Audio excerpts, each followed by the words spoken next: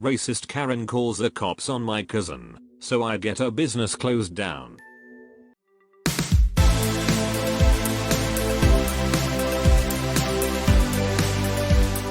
Background. My cousin recently opened up her own salon. From a young age, she taught herself how to thread wax eyebrows and developed an interest in makeup and hair.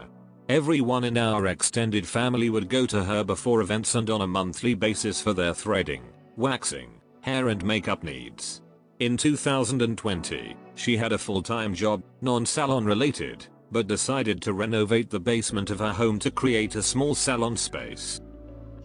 She now spends her free time taking clients in her at-home salon and there's nothing but great reviews.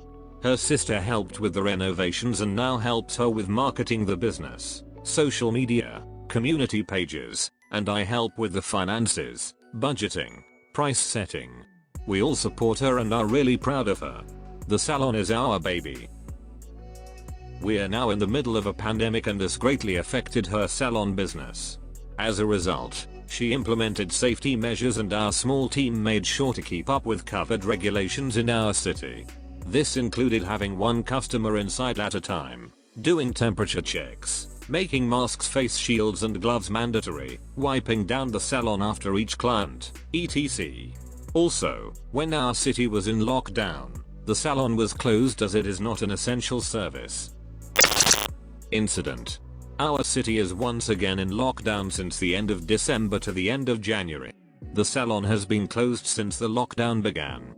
The salon's social media pages had been updated to let the current clientele know that the salon is closed. Now comes the Karen. Karen sees a community post from October detailing a discount that the salon was having on a certain package we offer. She comments on the post saying that she can't believe the salon is open in the middle of a lockdown when her salon has to be closed. This is important for later. Karen fails to notice that this post was made in October, when salons were allowed to operate as long as they followed safety regulations. Karen doesn't bother checking more recent posts indicating that the salon was closed. My cousin doesn't see her reply at this time. The next day, 2 police officers show up at my cousin's door while she's at a doctor's appointment. The officers ask for my cousin and my aunt lets them know that she's not home right now. My aunt does not speak English very well and lets the officers know that she would call my cousin and ask her to come home. Maybe the officers didn't believe her but they insisted on coming inside the home. My aunt had already called my cousin as she was worried. My cousin asked what it was about, but my aunt didn't know. My cousin then asked if they had a warrant for anything. When she found out they didn't, she told her mom not to let them come inside and that she would be there in about 20 minutes. My cousin began driving home when my aunt called her to let her know that they simply left. Hearing this, my cousin was less worried and decided to go grocery shopping as planned before heading home. Turns out, the officers came back half an hour later and once again demanded to see my cousin. My aunt called my cousin again and asked her to come home, but in the 20 minutes she took to come home, the officers were gone. They had left a card and asked her to call back. My cousin managed to get a hold of the officers and was told that someone had reported her business. They claimed that she was operating during the lockdown and they had proof. My cousin knew this wasn't true as the salon had been closed for quite a while. By now, my cousin had seen the comment from earlier and mentioned that she knew exactly what their so-called proof was, but the post in question was from October. My cousin was very upset as this post was not even close to being actual evidence of her operating now, in January. She was also very upset that they insisted on coming inside the house with no cause or warrant when they could clearly see that my aunt does not understand the language very well. At the end of the conversation, the police officer apologized to my cousin and we thought it was the end of it. You must be wondering how we know that Karen was the one who called the cops. Well, she told us. The next day, my cousin received a message she realized was from the woman who commented on the post. Karen decided to pretend like she's a customer. Karen, can I book an appointment? My cousin, hey love, we are currently closed due to the lockdown. Once the lockdown is over, we will be more than happy to book you in. Karen, oh my GF was there yesterday, my apologies. My cousin, you must have gotten the date wrong. The salon is not taking clients until the lockdown is over. Thank you. Karen. NP, but I didn't get the date wrong lol. I also know the police came due to you being open. Take care. My cousin. I'm not going to sit here and entertain your boring life. Maybe for a change you can find another hobby rather than spreading lies and wasting people's time, including the police's time. Or even better, find an actual job. Have a good night. Karen. I own my own spa that's closed, as should yours be. My mom is the one who called the cops. You are not entertaining me at all.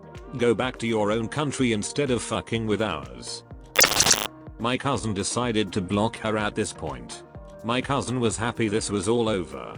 Her sister and I were still outraged at the racist comment and how someone could make up lies about a small business that led to the cops terrifying my aunt. When my cousin told me about Karen, the fact that she had her own spa really stood out.